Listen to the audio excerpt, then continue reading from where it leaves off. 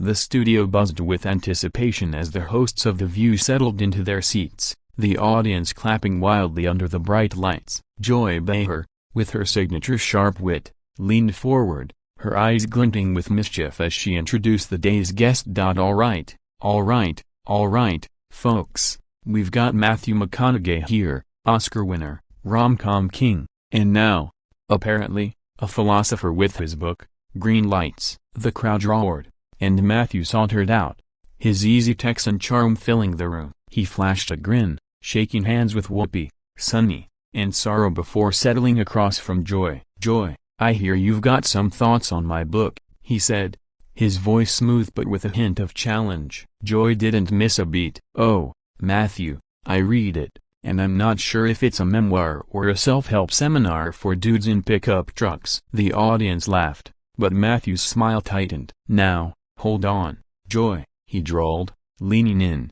"It's about living, not preaching." "You didn't catch that vibe?" Joy raised an eyebrow. "Livin' sounds like a lot of bumper sticker wisdom to me."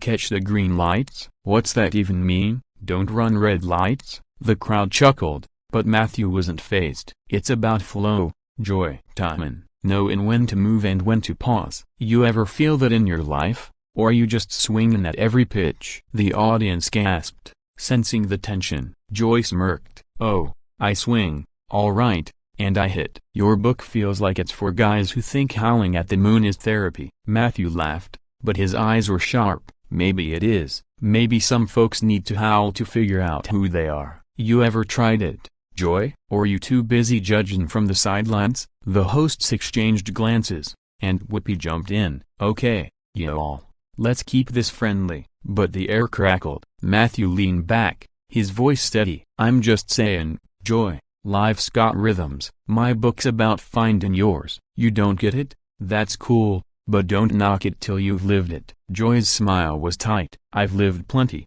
Matthew. I just don't need a cowboy manual to do it." The crowd oohed, and Matthew's grin returned, but it was sharper now. "Cowboy manual? Nah, it's a map for anybody chasing truth. You got one of those, Joy?" The audience erupted, and the stage was set for a showdown. Joy leaned forward, her hands clasped, ready to dive back in. "Truth, Matthew, your book's got some nice stories, but it's a beat a broken bar performative, don't you think? All this I live in large stuff feels like a Hollywood script, not real life." Matthew tilted his head, his green eyes locking onto hers. "Performative, Joy, every day's a performance. You're performing right now, sitting there, tossing jabs, but I'm talking about what's refined in your path through the noise. You're telling me you've never had a moment where you had to strip it all down and figure out what matters?" Joy scoffed, adjusting her glasses. "I've had plenty of moments, but I don't need to write a book about driving through Texas to find myself. Most people don't have that luxury." The audience murmured, and Matthew nodded slowly. "Fair point. Not everyone's got a pickup or a desert, but everyone's got a soul, Joy. That's what I'm getting at. You ever sat with yours? No cameras, no audience, just you?" Joy's expression flickered, but she recovered fast. "Oh, please, Matthew, I'm from Brooklyn. We don't sit around contemplating our souls. We work, we fight, we live." Matthew chuckled, shaking his head. "That's living, too, Joy. That hustle's a green light. But you gotta know when to slow down, or you'll crash." Joy rolled her eyes. "Crash? I've been on this show for years, handling tougher guests than you. No crashes here." The audience laughed, but Matthew's voice dropped. "Serious now. I ain't talking about your career. I'm talking about you, Joy. Ever had a moment where the world stopped, and you had to choose to keep going or change course?" The question hung in the air, and even Whoopi leaned forward, intrigued. Joy hesitated, then fired back. "I choose to keep going, always." "Your book makes it sound like life's a road trip. For most of us, it's a subway ride, crowded, messy, and no one's howling at the moon." Matthew grinned, undeterred. "Subway or open road, it's the same game. You got to know your destination. You got one, Joy?" The crowd cheered, sensing Matthew's push. Joy's smile was steely. "My destination? Right here, calling out fluff when I see it." Matthew laughed, clapping his hands. "That's a green light, Joy. Keep glowing it, But don't be surprised when life calls you back. The tension was palpable, and Sunny jumped in, trying to steer the conversation. Okay, let's talk about the book's success. But the real talk was just heating up. The audience was on edge, hanging on every word as Joy leaned back, crossing her arms. All right, Matthew, let's get real. Your book's a hit, sure, but it's preaching to the Joy-era people who already buy into your wholly a broken bar vibe. What about folks who don't have time for a green lights because they're working 3 jobs? Matthew nodded, his expression softening but still intense. That's the heart of it, Joy. Those folks, they're living the hardest, purest kind of truth. My book ain't telling them to quit their jobs and go soul searching in the desert. It's about seeing the green lights in their grind, the moments of clarity, the small wins. You think they don't have those? Joy raised an eyebrow. Clarity? Most people are just trying to pay rent, not chasing epiphanies. Matthew leaned forward, his voice earnest. Exactly. But even in that struggle, there's a rhythm. A moment when you know you're doing right by your kids, or you're fighting for something bigger. That's a green light. I've been broke, Joy. I've hustled. I know it ain't easy, but those moments keep you going. Joy smirked. You, broke? Come on, Matthew. You're a movie star. When's the last time you worried about a light bill? The audience laughed, but Matthew's gaze didn't waver. Early days, Joy. Ramen noodles, sleeping in my car, auditioning for anything. I found my green lights in the hustle, same as anyone. You're telling me you've never had a moment where it all clicked, even in the chaos? Joy paused, her expression softening for a split second before snapping back. Sure, I've had moments, but I don't need to dress them up in metaphors. Life's tough enough without turning it into poetry. Matthew grinned, undeterred. Poetry's just truth with better words. You're a storyteller, Joy. You get it. Every day on this show, you're spinning truth for this audience. That's your green light. The crowd cheered, and Joy shook her head, half smiling. Flattery won't win this, Matthew. Your book's still a beat a broken bar lofty for me. He shrugged, his drawl thick. Lofty? Maybe. But life's lofty, too, when you zoom out. You ever zoom out, Joy? Or you stuck in the close-up? The audience erupted, and Whoopi threw her hands up. All right, we need a commercial break before these two start a debate club. But the fire between Joy and Matthew was far from out. As the show returned from break, the energy in the studio was electric. Joy adjusted her glasses, her smile sharp as she dove back in. Okay, Matthew, let's talk about this philosophy of yours. You're out here telling people to chase green lights, but what happens when life's all red lights? You can't just vibe your way through a crisis. Matthew leaned back, his hands clasped, his voice calm but firm. Red lights are part of it, Joy. They're the pauses, the lessons. You don't crash through them, you wait, you learn, you move when the light turns green.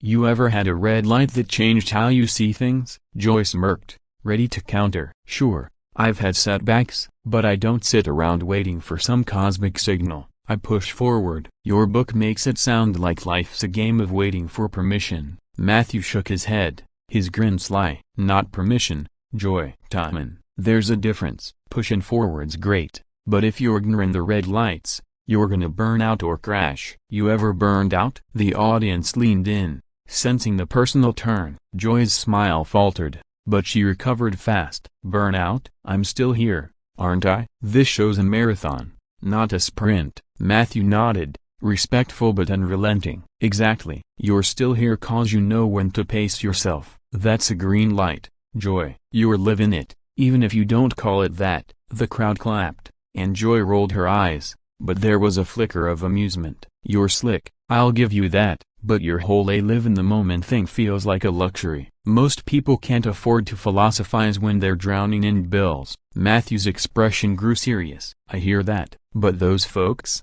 they're the ones who need green lights most, those small moments of hope, of knowing they're on the right path. My book's for them, too, not just the dreamers. Joy tilted her head, skeptical. Hope? That's a big word, Matthew. You think a book can give people that? He leaned forward, his voice low and intense. I think stories can. Mine, yours, theirs. We're all telling stories, Joy. Yours is Brooklyn grit, mine's Texas heart. Same road, different lanes. The audience roared, and Joy chuckled despite herself. Texas heart, huh? You're not gonna let us go, are you? Matthew grinned. Not till you admit you've got a green light or two in you. The back and forth was a masterclass in charm versus wit, and the crowd loved every second. The conversation took a deeper turn as Joy shifted gears, her tone more probing. All right, Matthew, let's get personal. You talk about truth and authenticity, but you're a Hollywood guy. How much of this green light stuff is just branding? You're selling an image,